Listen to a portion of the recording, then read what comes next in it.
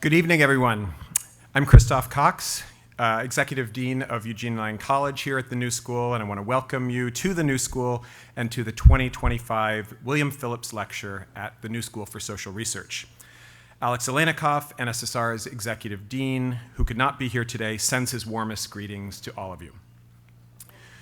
The William Phillips Lecture was established in 2006 by friends and colleagues of William Phillips, who co-founded Partisan Review with Philip Roth in 1934, the same year as the University in Exile, today the NSSR, was founded at the New School for Social Research. Phillips remained Partisan Review's editor and driving force until his death in 2002. Partisan Review was home for the writers and critics who became known as the New York intellectuals, and whose reputation soon extended to the rest of the Western world. The magazine also introduced American readers to eminent European authors such as Hannah Arendt, Jean-Paul Sartre, Simone de Beauvoir, Albert Camus, and Arthur Koestler, and in its heyday was perceived as the most influential literary and cultural publication in America. The Phillips Lecture series was spearheaded by William Phillips' wife, the late Edith Kurzweil, who was not only his partner and longtime collaborator, but also his successor as editor of the Partisan Review after his death.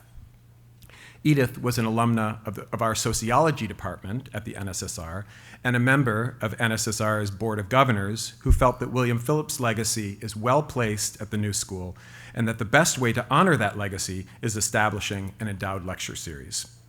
Gifts from Phillips' family, friends, colleagues, and supporters followed. I would also like to welcome Edith's son and grandson, Alan and Max Kurzweil, who are in the audience today. The Phillips Lecture Series was launched in 2006 with an inaugural lecture by Cynthia Ozick, and the former lectures include writers Norman Minea, Olga Tokarczuk, sociologist Peter Berger and Daniel Dayan, journalist Marcia Gessen, historian Andrew Delbanco, and psychologist Nancy Cantor. Even though this year's William Phillips Lecture needs no introduction, he will be introduced by my colleague Luis Jaramillo, assistant professor of writing at the New School, the author of the award-winning short story collection The Doctor's Wife, as well as his new novel, The Witches of El Paso, and other publications. The lecturer's remarks will be followed by a conversation between the lecturer and Professor Jaramillo, and then by a Q&A from the audience, which I'll moderate. I ask you to keep your phones and devices off and in your pocket or bag, and please no photos or videos. Luis.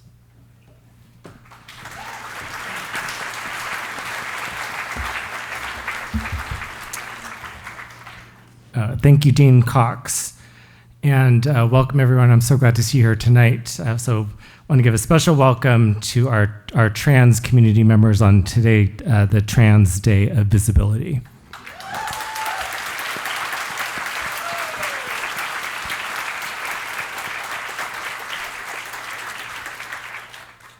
I'm honored to introduce Salman Rushdie this evening. He is the author of 22 books, including Midnight's Children, for which he won the Booker Prize and the Best of the Booker, the novels Shame, The Satanic Verses, The Moor's Last Sigh, and Quixote, all of which have been shortlisted for the Booker Prize. He's also the author of a collection of stories, East-West, a memoir, Joseph Anton, a work of reportage, The Jaguar Smile, and 3 collections of essays, including Languages of Truth. He is a recipient of many awards and honors from around the world. He's also a former president of PEN America and the recipient of the PEN Centenary Courage Award. His books have been translated into over 40 languages. He is also a writer to whom I owe a personal debt. In 1995, I was a sophomore in college at Stanford, majoring in political science, but my heart wasn't in it, and so one semester I fell into a pattern of skipping classes to read novels. I would head to the library, browsing the stacks, but mostly raiding the shelf featuring new fiction, bringing piles of books back to my dorm room. I read dozens of books, but the only titles I can remember now are George Eliot's Middlemarch and Salman Rushdie's The Moor's Last Sigh. Before then, I'd known about Salman Rushdie and the way that many, if not most people, did and do, that in 1989, a fatwa had been issued against him by the Iranian Ayatollah Khomeini, declaring his book, The Satanic Verses, blasphemous. I knew that Rushdie was in hiding and under constant protection, But these facts had nothing to do with my experience of reading The Moor's Last Sigh, a novel of exuberant excess and imagination, a noisy and chatty book, crammed full of literary allusions, puns, wordplay, and jokes. Here was a book that was able to hold everything, to tell a story about family and art in India and history, realism holding hands with the magical and the fantastical. Reading the novel was one of the first times that I remember having the thought, you can do that? I snapped up his next novel, The Ground Beneath Your Feet, when it came out, and I went backward too, reading the Satanic Verses and Midnight's Children, finding in those books the same kind of bravery and generosity and storytelling, qualities that animate all of his work, including his two most recent books, Victory City, a novel, and Knife, Meditations After an Attempted Murder, which was a finalist for the 2024 National Book Award for Nonfiction. Rushdie's books are hard to categorize and, in fact, not interested in sharply defined categories, instead illustrating what it's like to move across the borders of genre, of nations, of time, of fame, and what comes after. The title of his talk today is Blasphemy is a Victimless Crime. I look forward to our discussion afterward. Please help me in giving a warm welcome to Salman Rushdie.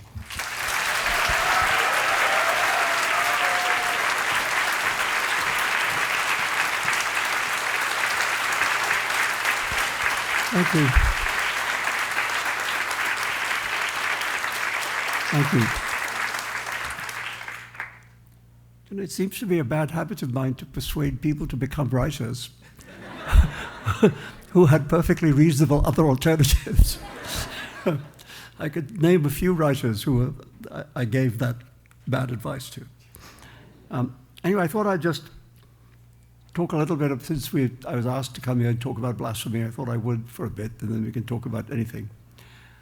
The reason for the title of this talk is that in those quite difficult period of my life after the attack on the Satanic Verses began, a reader who I didn't know, who was clearly a fan, sent me in the mail a T-shirt. And on the front of the T-shirt, it said, "Blasphemy is a victimless crime." So this is a T-shirt in origin. And I guess what he meant is, where there is no belief, there is no blasphemy. Because if there is no God, there's nobody to blaspheme against. Which is a point of view that I had a lot of sympathy with. I want to just talk about, my own I've never really thought of myself as a writer about religion. Religion, unfortunately, had a different idea. Another thing it was wrong about. I guess I grew up in a household in what was then called Bombay in India, which was very largely secularized. And I think one of the reasons for that is that my parents' generation had gone through the very tough moment of the independence and partition of India and Pakistan, a time in which the very large number of people were massacred, Hindus by Muslims, Muslims by Hindus, a very bloody birth. And it's impossible even to know how many people. The official figures say something like 1 million, but the real figures might well be 2 million or more people. And I think what happened to my father and mother were from a Muslim background, but they didn't want to go to Pakistan. They felt more Indian than Muslim. But I think after that, after this very bloody birth, they didn't really want much to do with religion. The extent to which there was religion in my family is that my mother didn't believe in eating anything that came from a pig. No pigs, that was Islam for us. And when I went to boarding school in England, I decided to rebel. And I went to the school shop and I bought a ham sandwich. This is a very important ham sandwich. It wasn't very good, but it felt extraordinary to eat it. At the age of 13 and a half, to eat the forbidden flesh of the swine. And nothing happened. There was no thunderbolt. And I understood at that point that God did not exist. This is the lesson of the ham sandwich.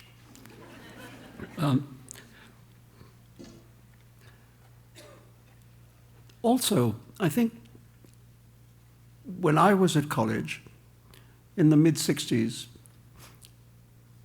religion really wasn't a subject. I mean, people, I was 21 in 1968. I was 20 in the Summer of Love. There were other things on our minds. And of course, it was also a very political moment. It was the moment of the protests against the Vietnam War. It was the moment of first-generation feminism. It was the moment of the civil rights movement.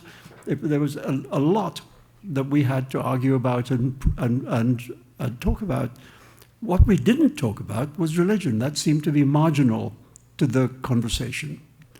And one of the great surprises of my life is the way in which it has moved back into the center of the conversation. Not only Islam, Christianity in this country, Hinduism in India, have all become, to a large extent, politicized and needing to be reckoned with. And blasphemy has always been the technique that religion has used to exert control over what is possible to say and what is possible to think.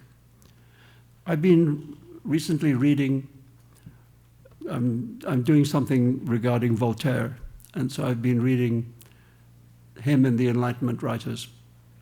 And I mean, Voltaire, of course, was a serious enemy of the church and believed the church, rather than the state, to be the greatest oppressor of thought. His famous phrase is "écraser l'infâme," crush the infamous thing being the Catholic Church. The Enlightenment writers basically did believe that the enemy was the church, not the state. And in order to create the thing that we came to understand as freedom of speech, it was necessary to break the power of the church over what could be said, not the power of the state. The writers, for example, earlier, the writer François Rabelais, who was attacked by the church, was defended by the state, and he was defended on the basis of his genius. So anyway, and out of that Enlightenment period, observed and absorbed by Thomas Paine, came the American idea of liberty and freedom. And so it all comes from an intellectual desire to break the power of other forces to limit thought. And the tool used for this was blasphemy. Rather interestingly, a few years ago, I went to a literary festival in Cartagena in Colombia. Apart from being a beautiful old city, Cartagena was also one of the great centers of the slave trade, and also a place in which the Spanish, the Inquisition was very powerful. And to this day, in Cartagena, there is now a museum of the Inquisition, which, if you go and see it, is eerie because it contains instruments of torture, scaffolds, racks, thumbscrews, guillotines. There they all are with little signs telling you what they were for. And I was shown this by one of the executives of the museum, who told me how important they were. He was kind of pro-torture. He said how it was really important that these methods existed in order to keep the church successful and established. So it's maybe the only museum in the world which is in favor of the torture of people, as was the Catholic Church for a long time. So blasphemy has been used in that way and is still used in that way in certain parts of the world. In my own, I just talk for a little bit about my own experience, and then we can chat. But I was living in England at the time of the the fuss about the Satanic Verses. But earlier than that, the last, I have to put on my reading glasses, otherwise I can't read what I'm about to tell you. The last successful prosecution for blasphemy in the United Kingdom was in 1976. 1976, in a magazine called Gay News, the poet James Kirkup wrote a poem about the crucifixion of Christ, imagining a gay centurion at the foot of the cross fantasizing about the body of Christ. Quite powerful and not at all restrained, this poem. And it was attacked by, there was a campaigner in England called Mary Whitehouse who used to campaign against what she considered to be moral evils, especially anything involving sex. And she was given permission to bring a private prosecution against Gay News for its publication of this poem. And they were found guilty. I mean, in the end, the verdict was reversed later, but they were found, it was the last time in England, in British law, that the crime of blasphemy was found to have been committed. And when the attack on the Satanic Verses began, the people attacking the book in the UK used the Kirkus case to say that I should be prosecuted and found guilty in the same way. And the only reason that I was not found guilty, given that the law was still on the statute book, is that the law only protected the Church of England. Kind of unfair, right? Which was what they pointed out. But the solution to the problem was not to extend the law, which is what was being asked for, but to diminish the law. It took a few years doing, but eventually in the UK, the law of blasphemy was abolished and has remained so, and many countries of the world no longer have such a law. But there is the thing coming back into fashion, which is by blasphemy creeping in through a back door, which is now it's supposed to be wrong to upset people. If somebody feels upset, they have the right to try and prevent you from saying what you want to say, which is actually exactly the same as the kind of democratization of blasphemy. You know, anybody can be the Pope. You know. And I just recommend to anybody out there, young people who might think that offendedness is a virtue, don't be the Pope. We've got one, and that's enough. I think I'll stop there. Don't be the Pope is a good exit line. And I'll have a chat now. Thank you.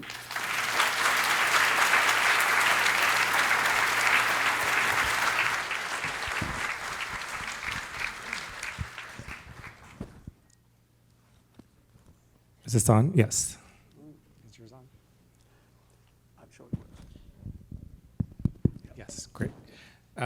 So I think it's interesting that you said that you're not a writer about religion, but maybe all of your books feature religion quite prominently. Is that true? I don't know. I forget. I don't think you mentioned the ground beneath her feet. I don't think there's just rock and roll. Oh, right. Well, that's its own religion, I suppose. That's a kind of. No, I mean, I think the problem is if you come from a world, as I did, of South Asia, you may not be religious, but everyone else is. So if you're trying to write about that world, you have to deal with it, because otherwise your characters don't make sense. You have to be able to write about people who think in a way that you don't think. So yeah, I guess religion creeps in because of just where I've lived, I mean, the strange thing is that when I wrote the Satanic Verses, I thought I was writing a novel about London. And I thought I'd written a novel about India, largely about India, which was Midnight's Children, a novel which was largely about Pakistan, which was Shame. And I thought now I should write about the place that I came to instead of the places that I came from. So the idea was to write a London novel. And of course, one of the things about London is that there's an immigrant South Asian community there. And so the novels took place in that community. And these dream sequences were very secondary in my thinking to what the book was about, you know. But of course, the people who attacked the book took the trouble not to read it. One mullah was asked on British television if he'd read my work. And he said, "I don't have to wade in the gutter to know that it contains filth," which is an excellent point of view about gutters.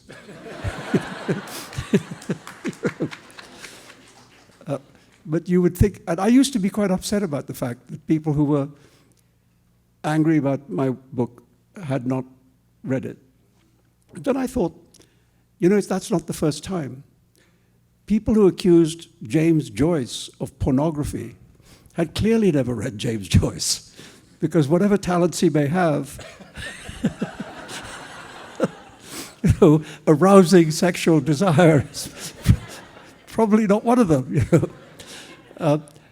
When people accused Lolita of being in favor of pedophilia, they obviously hadn't read this incredibly moral book, you know, in which even the pedophile constantly tells you, the reader, how evil he is. You know, so I thought maybe it's a necessary thing in order to attack a book that you don't read it. You know? Because if you read it, maybe you have a more complicated point of view. And in order to attack somebody for blasphemy, you have to have a simple point of view, you know, bad. And so, yeah, I have written about religion, my share of it, but it's really been a response to the subject matter that life gave me, you know. I don't spend my life thinking about religion, hardly at all, except when it gets in the way, which is quite often. I guess my other question has to do with writing, which is that religion, lots of times in the books, there's a battle between believers and non-believers, or one kind of sect and another kind of sect. And these conflicts actually form the backbone of some of the books. Yeah, I mean, I think, you know, I think morals are a big subject for the novel, you know, ethics, good and evil, right action, wrong action, how are we to behave in the world, you know, and of course, one of the reasons that religions exist is to answer those questions. You know, it seems to me that the reason why we made these religions, two reasons. One is to answer the question of origins. How do we get here? How did here get here? And the other is the question of ethics. Now that we're here, how shall we live? You know, and that's what religions try to answer, both those questions. And on the subject of the question of origins, they're all wrong. I mean, they might be beautiful, you know, the supreme being who creates everything in 6 days and has to rest on the seventh day because he's out of breath. It's kind of a good story. You know, the idea of the god Indra churning the universe into being in a giant churn, nice story, you know, not true, you know, but nice. So I think now we don't need to look to religion to answer the question of origins. And I certainly don't find myself looking in the direction of priests of any stripe to answer the question of morals, discussed with reference to the Catholic Church and its use of children. So for me, those two big issues are no longer answered by religion. You know, but they're still an enormous subject for literature. You know, so yeah, so I go there. At the beginning of Victory City, there's something like an incantation. You know, it sounds like from an epic poem or something. This is a personal question, I don't know, what's your thought about the muse? Is there a muse if there's no God? Is there some other thing that animates us as creative people? Yeah, I mean, it comes from somewhere, you know, the art. and I'm not allowed to tell you where that is. That's a secret. You know, you get this, people come up to you and say, where do you get your ideas? And I say, well, there's a shop.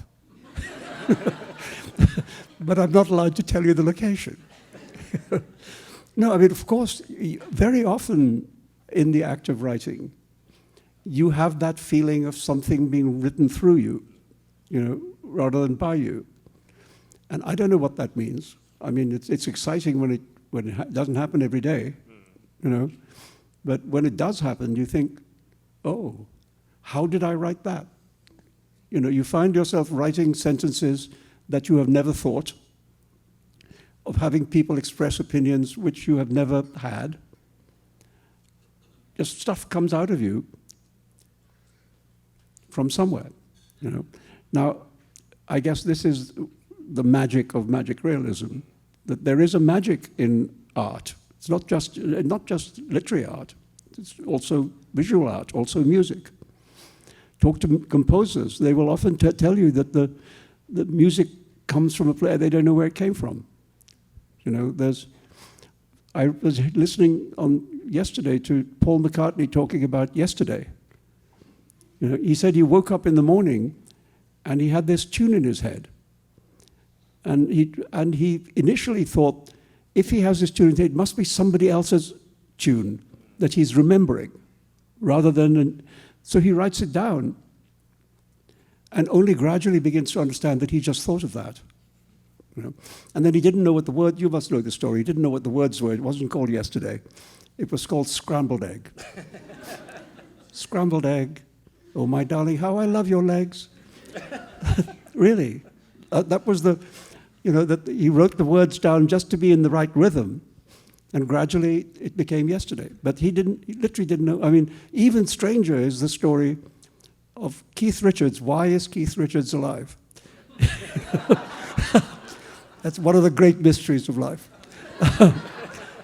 Anyway, Keith Richards, in his earlier, more self-destructive mode, passed out in a hotel room, wakes up in the middle of the night, always has a little tape recorder by his bedside, and plays something into the tape recorder, passes out, wakes up in the morning, has no idea what he's done, presses play, and out comes the Satisfaction riff.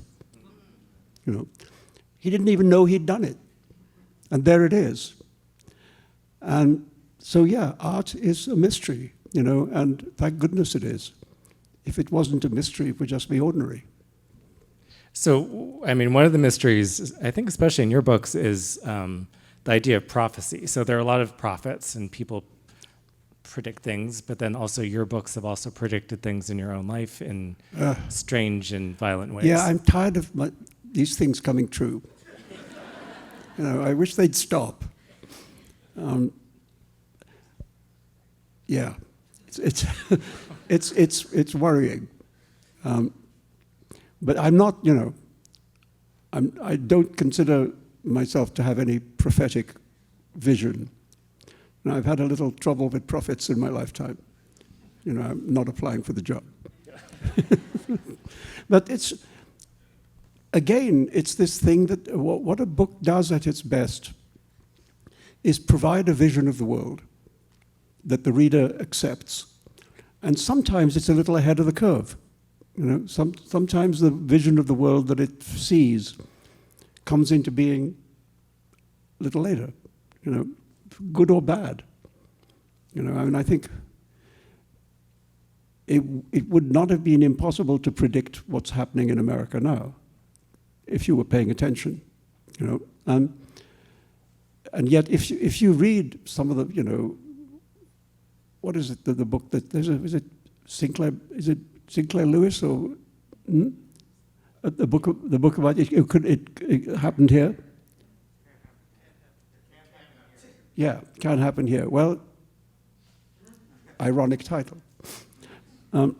So I think, you know, a lot of writing is just about intensely paying attention, you know. And if you do that, sometimes you see things before other people see them. And then it looks like, how do you know that? You know, I know that because I was paying attention. I'm going to switch gears just a little bit, but the Satanic Verses is about a lot of things, but it and other books of yours, like The Ground Beneath Your Feet, are about fame too. And it's kind of a two-part question here. So fame, talk about fame. Fame. But then also, I'm against it. You're against it. It's sort of, it's very difficult to write, maybe not for you, but for most of us. There are countless excuses we can give ourselves. But to me, it seems like fame is maybe a valid one. So how have you pushed as an excuse for not writing? Yeah, it's hard. Could you talk about that? Well, if I was famous enough, I would certainly stop. But I'm still trying. Yeah. No, look, The Ground Beneath Your Feet came out of the idea that, I was growing up in India and listening every Sunday to Western pop music. I was listening to Elvis, and my mother didn't like Elvis and wanted me to listen to Pat Boone, which is, but the definition of rock and roll is that your mother didn't like it. and she didn't like it, but I did. And then I remember years later, I met a Chinese writer who said how, it was my age, and he said how in the late 50s, early 60s, they would sometimes on radio be able to hear Western classical music, and opera and so on, and they couldn't make head or tail of it. Then they listened to Buddy Holly or, Elvis, and they understood it completely. And so I thought, here is the first genuinely global artistic phenomenon. And that it came into being at a time when there were no global media.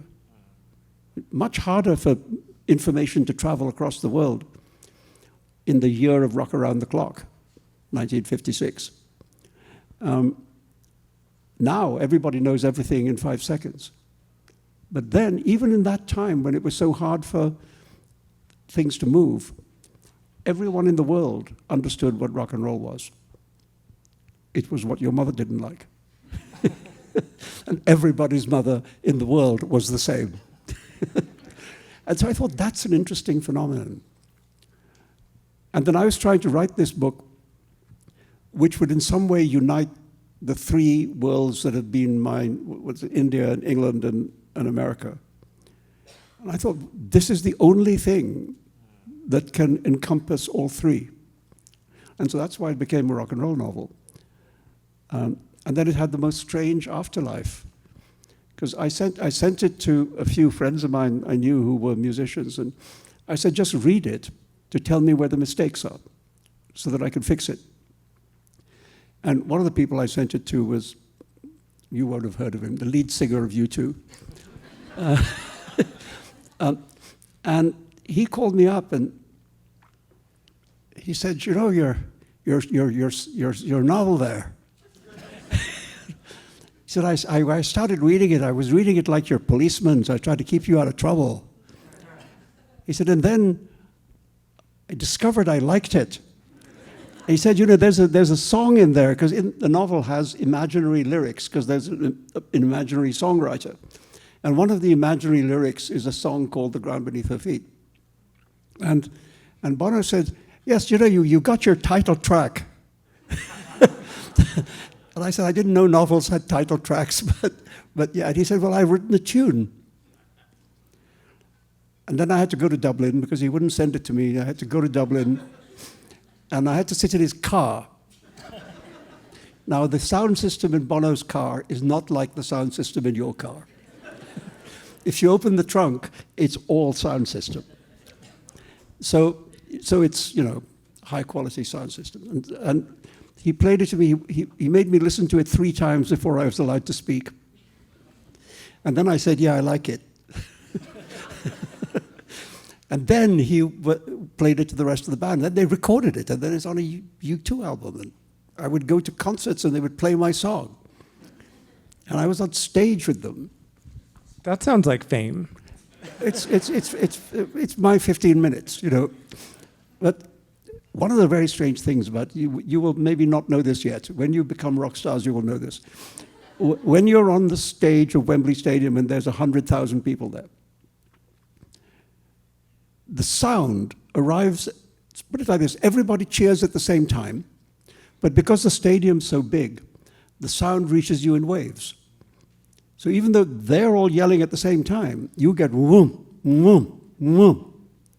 And I think, how do you know when to talk? You know, do you talk over it? Do you wait for the third wave? How do you know when to sing?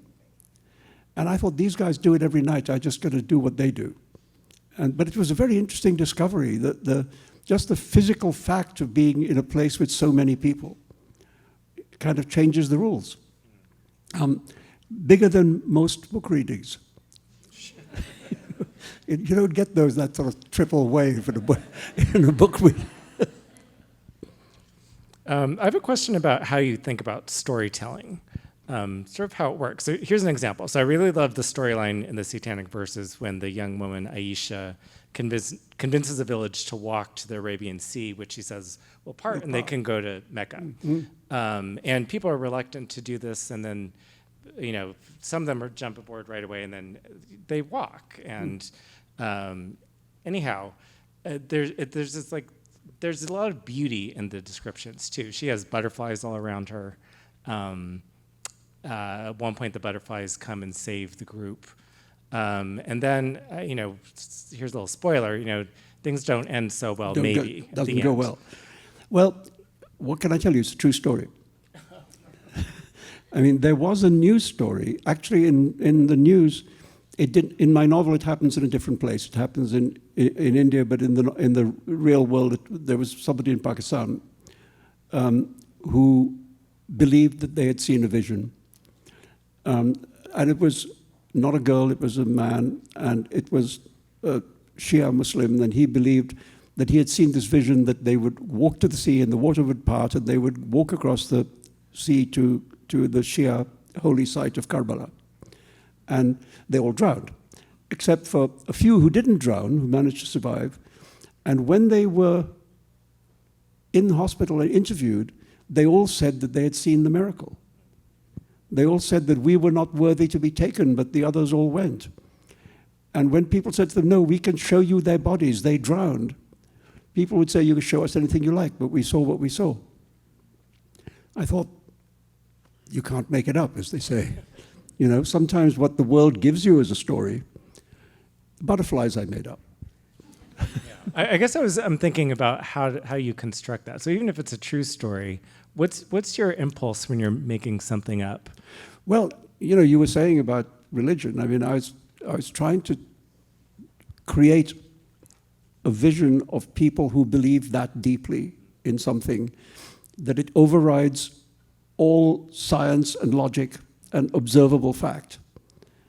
And that story showed up, and I thought, that's it.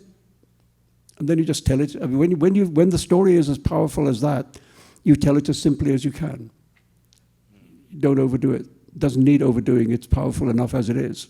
Don't get in the way. One of the good things to learn as a young writer is how to stay out of the way of your story. Not do too much. Do what it needs. And so I've always thought that form is dictated by story. There are books that I've written which have been, the language has been very ornate, and there are books I've written in which the language has been very plain. And it's entirely dictated by the nature of the story I'm trying to tell. So when I'm writing The Enchantress of Florence and I'm moving between the Mughal court and Renaissance Florence, the kinds of thing that those guys were reading were very ornate, fabulous fictions. It was Orlando Furioso, it was stuff like that. And I thought, I want to write a book that sounds like the kind of book that the people in the story would read. And that became very, flowery, on purpose. But, I mean, when I wrote this memoir last year about the attack on me, I thought, tell this as simply, just don't decorate it. Just tell it straight. So, yeah, the thing you're trying to tell dictates how you tell it. I guess, that book is written very simply, but there's one, I have a little quote here. There's a bit of so you don't name your attacker in the book, and you give him the letter A to stand for him. And there's this paragraph that's very alliterative, and it stands out in the book because it's such a different kind of language than the rest of the book. But there are lots of other places in your writing where you do, a paragraph full of alliteration or other kinds of wordplay, rhyming. When does that emerge in your writing, and why? I don't know. I think I'm just, by nature, quite playful. I like to play games on the page, and why not? If you don't like it, go play another game. But these are my games.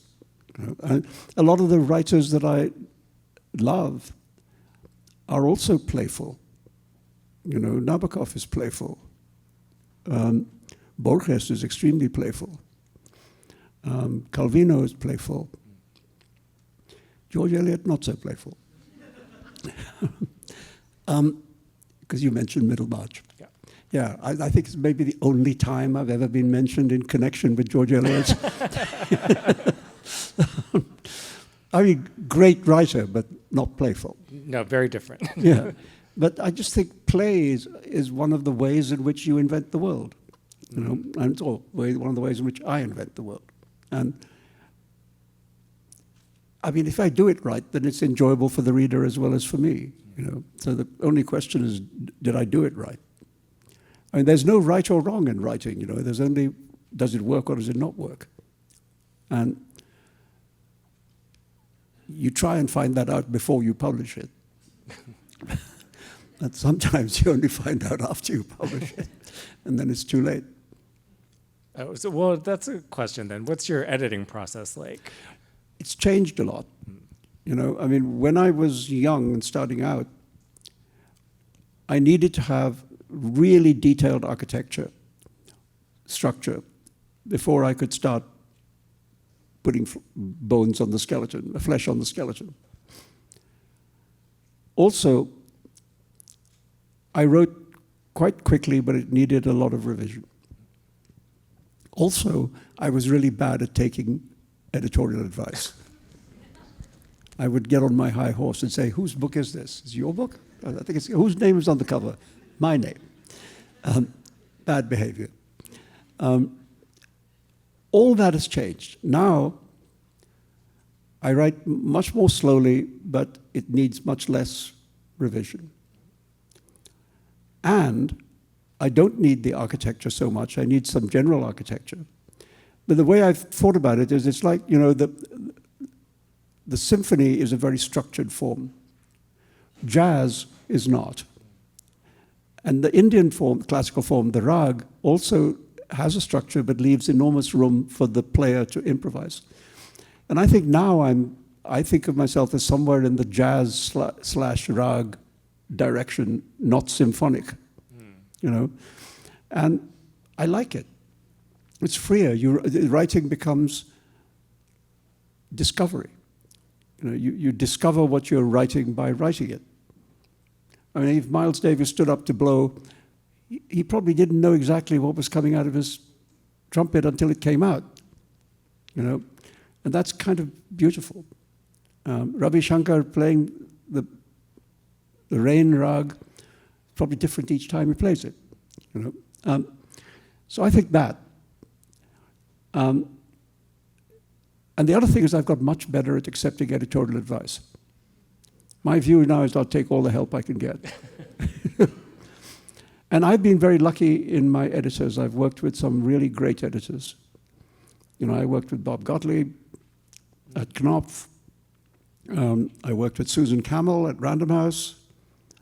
I'm now working with Andy Ward at Random House, who's really a wonderful editor. And what all great editors will do is they'll tell you where there's a problem, but they won't tell you the solution. They can't. Well, they think they can sometimes, There are editors who think they can. But, to say, you lost my attention here. And then you kind of got it back over here. So what's happening here? Is there something you can fix? That kind of thing. So to give you just one slightly macabre example, when I was writing when I showed Andy Ward the first draft of Knife, he said, you know, there are very few people who come that close to death and come back from it.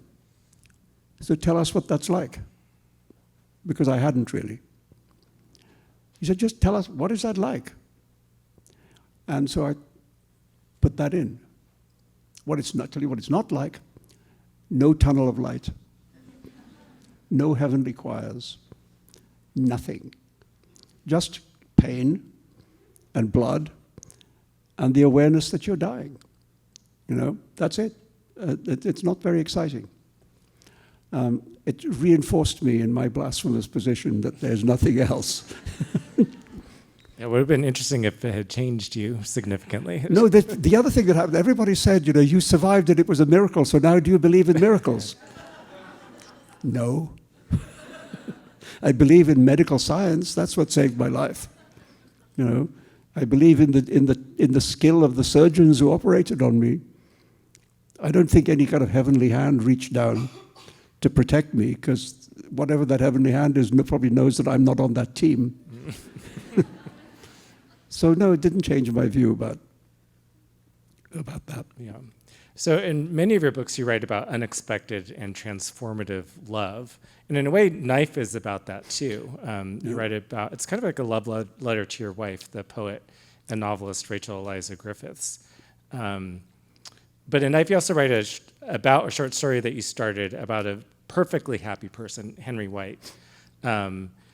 How do you write about love and make it narratively interesting? Yeah, it's not easy unless you really mean it. You know, and if you really mean it, it tells you how to do it. I also thought there's something that I liked about a book that everybody thought would be about violence and hatred and death, and to turn it into a love story. And to let the love be the antidote to the hate. You know, because when I started thinking about that book, I thought, I can tell the story of what happened in 15 pages. That's not a book. You know, that's an article. So if there's a book, what is the book? And in the end, I came to think of it, the shape of the book, as a triangle of which I was at one point, and at the other 2 points were my wife Eliza and the guy who tried to kill me, and that they're representing, if you like, love and hate, you know, life and death. And there's this triangle, and all the way that I was writing the book, I had this shape in my mind, and I thought, okay, that's a book I can write. That's about something, you know. And so the love story is very important because it's about choosing life rather than death, choosing the world of life, which love is at the center of that, to the world of, you know, murder, which is connected to hatred, you know, etc. So then I thought, okay, that's a book worth writing. Do you think have other books had a shape like that, a very distinct kind of geometric shape or other kind of shape? I'm just trying. One of the problems about having written a lot of books is that you don't remember. Let me think about that. No. Not in that way. Not in that way. There's a very clear, you know, geometrical form. Not really. I mean, there are books in which, for example, when I mentioned The Enchantress of Florence, which goes back and forth from India in the 16th century to Italy, similar time, 50 years difference. And so it's doing that all the time. And I worried about the shape because I thought people are going to get annoyed, you know, that you're telling one story and suddenly you jump halfway across the world and tell a different story. And I asked a few friends to read it and say, tell me when it irritates you. And I was right, it irritated them. And so the solution to the problem was that I understood I was doing it too much. You know, and instead to write the book in longer sections and to give each section its own little arc. So it felt like you were reading a satisfying story in each thing. And then it becomes less irritating. You know, so there I really had to think about the shape in a different way. So sort of talking about advice, you've met and been friends with many writers, acclaimed writers. I'm curious about three in particular, Ian Forster, Gabriel Garcia Marquez, and Bruce Chatwin. Oh. But you can talk about any you want. Well, Forster... I'm thinking about there's a difference between things that you learn from someone's work and things that you learn from them when you meet them in person. Well, Forster, I was lucky. I mean, I was at college, and he was a fellow of... I was at King's College, Cambridge, and he was a fellow of the college. So I was 19, and he was 91. So I was lucky. You know, I mean, he died about less than 2 years after I graduated. But the thing about him is that he was very accessible. You know, he liked to interact with students. So he would come and sit down in the little students' bar area and just sit there with a little drink. And it was, he liked it if you went up and said hello. But of course, everybody was thinking, that's E.M. Forster, you can't, you know. And they'd be too scared. So many people, I stumbled into I got lost when I was first at Cambridge, and I went to the wrong place for a meeting with a professor, and I walked into his rooms by mistake. And he said, who are you? I told him who I was, and then he said, oh, you from India? And I said, yes, of course, India was so important to him. And his rooms were full of Indian things. And then he became friendly. So I didn't get to know him very well, but I mean, a few times I had conversations with him. And I just felt lucky to, you know, touch the hem of his garment. And because, I mean, I really enormously admire Passage to India, written by a gay writer at a time when homosexuality was illegal, an anti-imperialist novel at a time when it was not fashionable to be anti-imperialist in England. Very brave book to write. Savage about the British. I mean, I read it again not so long ago, and I couldn't believe how rude it was. You know, I mean, quite true, but rude. And then I thought, one of the things that helped me in a way was to understand that I was the opposite of him.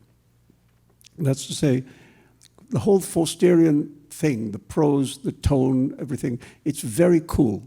It's a cool, collected, civilized tone.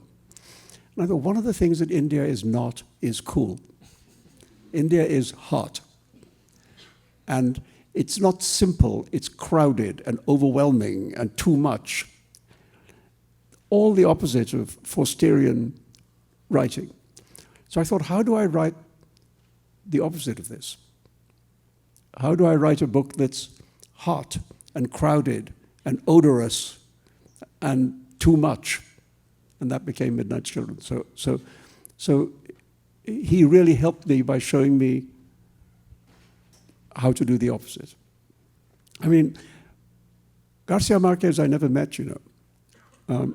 I had a phone conversation with him because I was in Mexico City and I was having dinner with, amongst other people, Carlos Fuentes, who was a friend of mine. And Carlos said, it's crazy that of all the writers in the world, the two of you have never met. And I said, well, doesn't he live here in Mexico City? And Carlos said, yeah, but he's in Havana, he's with Fidel, his buddy Fidel, you know. And so Carlos got off the dining table and went into another room and then came back a few minutes later and said, there's somebody on the phone for you, you've got to go talk to them. And he'd called Gabo in Havana and said, there's somebody here you've got to talk to. And so we found ourselves on the phone with each other. And it was kind of a strange conversation because my Spanish, not very good. I mean, I understand some, but you wouldn't want to hear me speak it. He pretended that he didn't speak English, which was bullshit, because actually he understood certainly most of it. And then we discovered we had about the same level of bad French. So we had this conversation in 3 languages. And in my memory of the conversation, there's no language problem. We're just talking to each other. And he said to me something which I will now boast about because I boast about it every chance I get.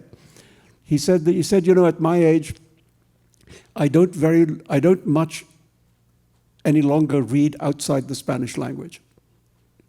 He said, but there are two writers in English that I want to know what they're doing. And he said, one is J.M. Coetzee and the other is you. I thought, take that to the bank. And here I am, still boasting. But that's the only time I ever talked to him. Bruce Chatwin, I mean, what can I tell you? Bruce knew everything about everything. It was really annoying. I was traveling with him in the desert in Australia when he was researching what became the songlines. And we were in this little car driving in the desert, and he just talked nonstop. Nonstop. At one point, I said, Bruce, do you ever stop talking? And he got very upset. He also, as well as knowing everything about everything, he knew everyone. If you wanted, like, the Queen's unlisted cell phone number, you would ask Bruce Chatwin. And he'd say, oh, yeah, I've got it here. He had all these the famous little black moleskin notebooks that he had. Tiny, beautiful handwriting, full of everybody's phone number and everything else that he wanted to make a note of. So he was the most fascinating person. I mean, we were traveling around the desert for some weeks, and we were sharing hotel rooms and etc., and he never hit on me, for which I'm grateful. But that's why I say this, because he was somebody who put his life in compartments, you know, and his gay world never interacted with his straight world. And so that, for example, when he died and we all went to the memorial event, there were all these groups of people and we were all looking at each other saying, why are you here? It's because he had just completely compartmentalized his life. And that was quite strange, I think. Also, he was really scared of AIDS. And he didn't want anybody to mention the word in his presence. He kept saying that he had been infected by a rare Chinese fungus when he'd been traveling in China. And we all had to talk about the damn Chinese fungus when it was obvious what was actually happening, you know. And that was very sad at the end. I mean, he was in that moment of the horror of the AIDS epidemic when so many people we lost. And we lost him just as, I think he was just coming into his own as a writer, you know. I think he would have written a lot more, and I just felt he was getting better all the time. And so that's a sadness when a writer is cut off in mid-sentence, you know, and that's what happened to Bruce. We have one last question here. Okay. So your assailant used the word disingenuous to describe you. Yeah. It's such an interesting word to describe a fiction writer in particular. Well, especially a fiction writer whose work you haven't read. Whose work you haven't read, right. Right, you looked disingenuous. Yeah. But I don't know, can you talk about I kind of rather liked being, ingenuity? I rather liked being disingenuous. I thought, okay, yeah. And? What's your point? Well, you also write that if you wrote in a novel that somebody wanted to kill somebody else because they were disingenuous, no one would buy it. No. It's not a... No, you know, he basically said in his own words that he'd read 2 pages of something I'd written. He didn't say which 2 pages. Must have been good, right? And on the basis of those 2 pages, and this is somebody who was not a hardened criminal, he's somebody with no criminal record. You know, and to go from 0 to murder, that's quite a jump, you know. And to do that on so little evidence, I thought was very strange. And I thought if I wrote that as a character in a book, my editor would say, not enough motivation, you know.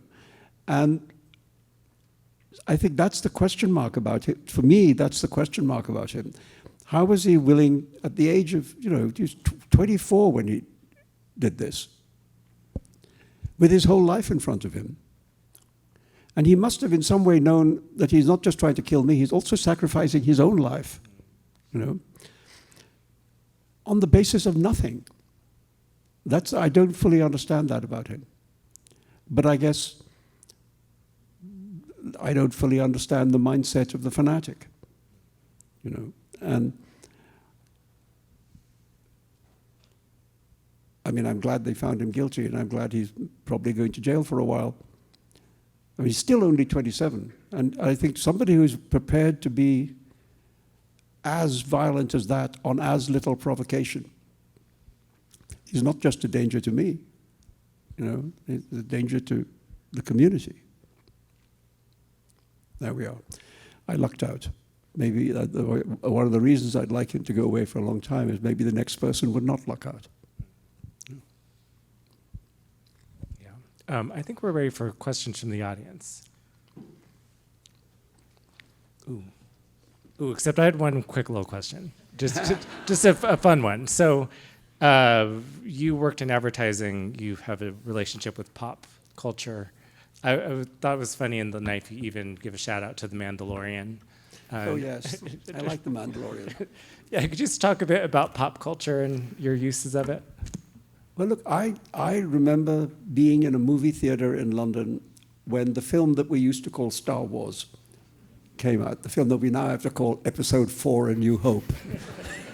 Who calls it that, you know? Anyway, I'm sitting there in this movie theater, and you know, the strange roller title, which told me at once that the film is not about the future, it's about the past, a long time ago, in a galaxy far, far away. So I thought, this is not about the day after tomorrow, it's about the day before yesterday. I thought that was interesting, clever idea. And then this spaceship starts coming over, and it just goes on, and huger and huger and huger, and I thought, what is going on? And I thought, at that moment, I thought, the movies just changed. Something happened which has changed the movies forever. And now, of course, you can only make science fiction movies.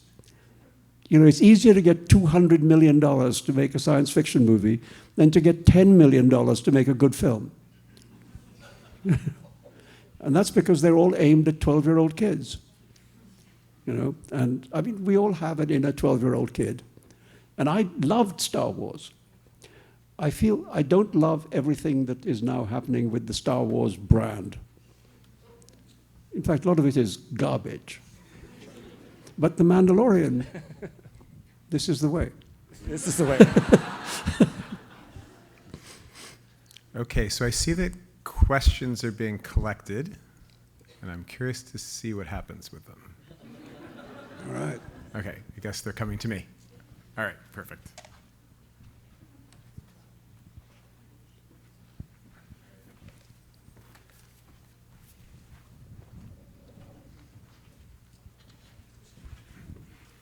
Without being able to preview these, I'm just going to shuffle them. Okay. And I'm going to read them as is, so don't blame me. Oh, yeah, one more. Okay. Okay, so on this card says, we live in a time that requires courage. How would you encourage people to find and then sustain that courage? Whoa. You know, when the time comes, people find courage. That's what happens. People who are not brave find that they are braver than they thought. And in this time, there is this problem. I mean, you know, when I was at college, the big subject was the Vietnam War. And I was in England, which wasn't even sending soldiers to Vietnam. But the British government, which was a Labour government, not a Conservative government, was very supportive of the American war effort in Vietnam. So there were big demonstrations in England against, not only against the American embassy, but against the British government. And I remember being at a demonstration in Cambridge, in the Market Square, when the British Prime Minister, Harold Wilson, was coming to the square. The demonstration surrounded his car.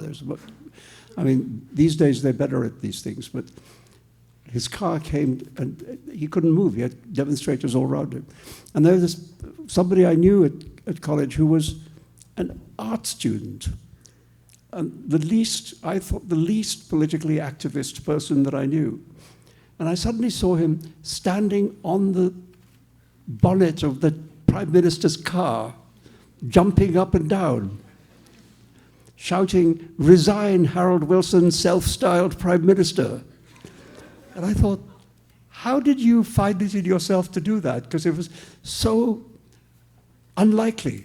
I mean, if I had to name somebody I knew who was the least likely person to do something like that, it would have been him. And yet he was the one doing it. And that's what I mean. Something gets your goat enough, you find the ability to say so. And I think that was then, this is now. And I do think it's important to find the power to resist what's happening, and not just to do what the Democratic Party is doing, which is to nothing. Something would be good. A lot would be better. Effectiveness would be even better. And to talk about things that people actually want to talk about, instead of the sidetracks that the Democratic Party finds itself going down. People want to talk about whether they can feed their families. People want to talk about why is there a war going on? Why are there 2 wars going on? Why are there so many wars going on? And why are we helping them? There's plenty to be angry about, and I get the feeling that people are getting worked up, if only about Teslas. If I was a Tesla, I would not want to go out on the road these days. I feel sorry for Uber drivers because there's so many of them are Teslas now. It must be embarrassing. I don't know, does that answer? It doesn't really answer. You put that scene in the Satanic Verses, too. Which one? The jumping on the car. Yeah, I did. I forgot that. You just reminded me. I forgot that I put it in. Yeah. Yeah, but again, true story. Some of the best stuff is, I've found in my work that the stuff that people think I made up is true. And the stuff that people assume is true, I made up. It happens all the time. And that's what we call fiction. Following somewhat in that vein, a question regarding the comment, "Don't be the Pope," with which you left us. How can we rethink blasphemy, not as a religious mechanism of repression, but now as a political one, especially at this time of state-centered repression and speech? Are we turning politicians into deities? I just think blasphemy is an outmoded word to describe a concept that should be discarded. Think of different words, instead of trying to reinvent an old idea which was bad in the first place, and to make it bad in another way. So my answer to the question is just discard it. It has outlived its use. And in parts of the world where it is still alive, it is used as an instrument of repression, always. And so, no more blasphemy. Let's blaspheme all we like. Blaspheme a lot. That's one of the things that the Enlightenment writers did on purpose. They used blasphemy as a weapon to destroy the church's ability to restrict thought. Diderot in La Religieuse, Voltaire in Everything, Montesquieu, all of these people, for them, it was a weapon to use against the people who normally use that weapon against everybody. And it worked, and after 100 years, the church could no longer tell people what they could and could not think. And that was a good thing. So you could maybe learn a lesson from that the actual deliberate use of blasphemy in order to destroy the power of those who use blasphemy as a weapon. Take it back, send it back at them, That's what they did back in the 18th century when they knew what was what. Okay. Shifting gears, question asks, The development of AI has enabled a new way of writing. One can input a writer's style in AI, which can easily turn ideas into paragraphs. Then one can edit and modify to make the story one's own. Would you like to use AI and potentially turn your ideas into books faster? Exclamation point. Or do you think that makes plagiarism too easy and endangers creativity? I just think AI is no good at it. I tried very hard not to learn anything about AI. And I do not download ChatGPT and any of that stuff. But I know people who do. And somebody I know who does programmed or asked ChatGPT to write like 200 words of me. And it was garbage. It was just absolutely unredeemable garbage, which also nobody who's ever read anything I've written would mistake for something by me, I hope. There probably are people who think that the stuff is garbage also. But I thought, well, I hear that these things learn very fast, but they sure have a long way to go. And also, no sense of humor. Very difficult to be a machine which tells good jokes. Unless it's memorized or had fed into it 5 million jokes. And then it can tell you a version of those jokes. But originality, humor, not yet. I remember, to use an analogy, I remember when computers started to play chess. And for a while, the grandmasters would beat the computers. Now, the computers beat the grandmasters. But that's a game, and it has rules, and it has strategies. And a computer can think of 1 million alternatives to a move in the time that a human being can think of 10. So I can see that that would work. But writing a sonnet and making it stand up against the good stuff, haven't seen it yet. And I'm hoping that it won't happen in my lifetime. I'm quite old. Okay, here comes another question with a bit of context and then a question. So the context is, in your UN speech, you said, we must focus on telling better stories than what they, the tyrants and fools, do. In Midnight's Children, you called India a collective fiction, and in Shame, you called Pakistan the work of an artist which was insufficiently imagined. Question, here comes the question. As a storyteller with an earnest and practical desire to use this art form in order to imagine and affect new anti-fascist, anti-colonial worlds, what principles should one follow in order to stay true to that end? What is the effective role of the author? Man, how long have you got? That's a whole university semester, at least. When I said that in Midnight Children and Shame, it's true that there had never been a country called India until August the 15th, 1947, when the British left. There had been the large part of the country which the British Empire had controlled, and there was quite a substantial part of the country which was composed of princely states. And the independent nation of India came into being and had never previously existed. So that was a collective, it was a dream we all agreed to dream, and therefore the country exists because people believed it did. Pakistan, it was quite demonstrably under-imagined because it split in half not long afterwards, It showed that religion was by itself not sufficient as glue to hold together very different communities. You have to work these things out. I don't have a clever answer for you, but I do think that one of the problems we face now is that in this age of lies, people have been buying the lies. People believe the lies. So the world according to the lie is more powerful often than the truth. And I remember I saw an interview with Margaret Atwood in which Somebody said, why do you make up stuff when the world is full of liars? Why are you adding lies to that?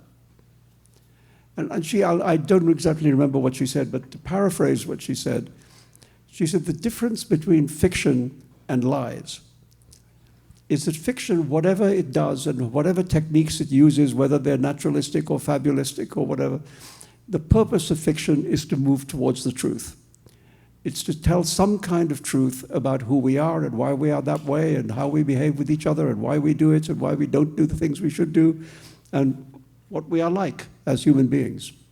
That's the truth to which fiction moves. And the lie is a way of obscuring the truth. It's a way of moving away from the truth. So these two things, which feel as if they're similar, are actually the opposites of each other. And so maybe the answer to the question is, write better fiction. So I hope there's somebody in the audience who will do that. Well, along those lines, we have time for maybe, well, we'll see. A question about writing fiction, somebody asks, your multicultural profile allowed you to thrive in the literary world. I was born and raised in 3 different countries, my adult life in New York City. Although I speak several languages, English is not my native tongue. Where do I start? Which story do I tell? Memoir? Novel? Which genre? Sorry, thank you.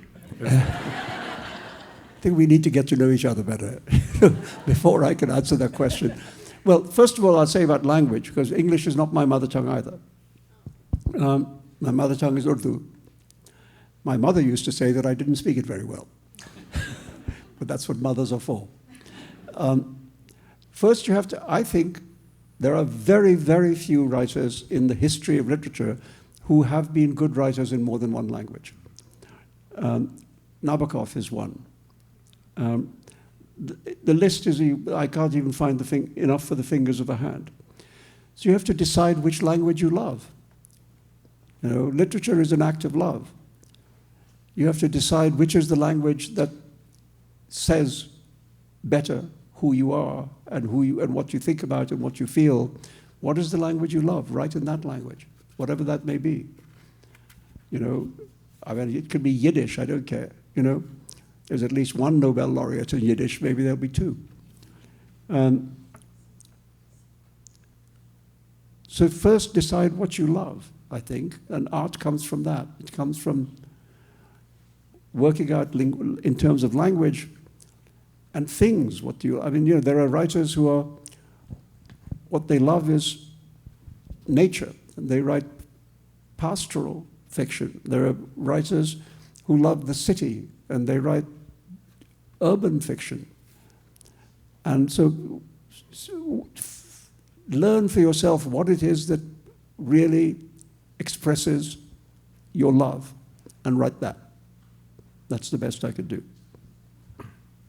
Okay, maybe this last question. As someone who feels that you should have won the Nobel Prize for literature years, in parentheses, decades, exclamation point, ago, I wonder what you think of such literary prizes. Oh, my. Well, they're very nice when you win. I remember the best answer of that question that I've ever heard was when the novelist Kingsley Amis, father of Martin Amis, in his old age with one of his last novels, won the Booker Prize. He gave this interview in which he said, again, I'm paraphrasing, but he said, I've always completely detested this. It wasn't detested. Something like detested this prize, but I've just completely changed my mind. So, that's literary prizes. You win them, you don't win them. When you win them, it's nice. When you don't win them, who cares? And as for the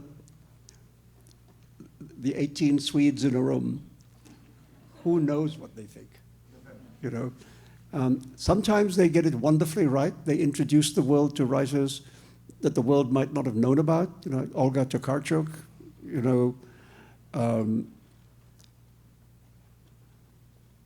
plenty of writers who you didn't know until the prize was given to them, and then you thought, God, this is really a great writer. And sometimes not so much. I mean, I think one of the great mistakes, when the Nobel Prize started, it was 1901, Tolstoy was alive. The first year of the Nobel Prize, they gave it to a French writer called Sully Prudhomme. Who? The second year of the Nobel Prize, Tolstoy is still alive. And they give it to a Russian writer, but not Tolstoy. They give it to Ivan Bunin. Who?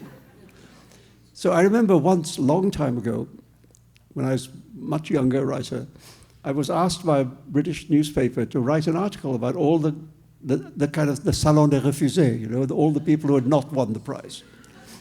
I never wrote the article, but I did look at it.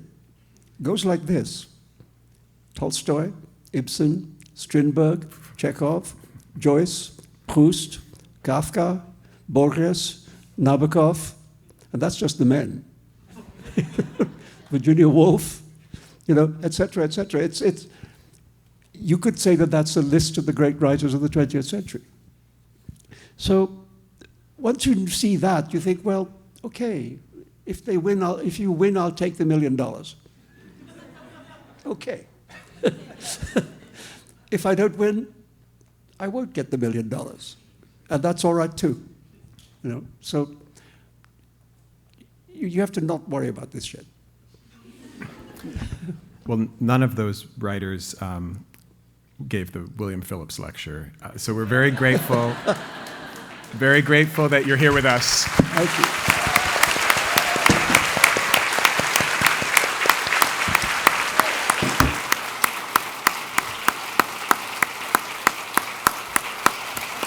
And thanks to Luis Jaramillo as well.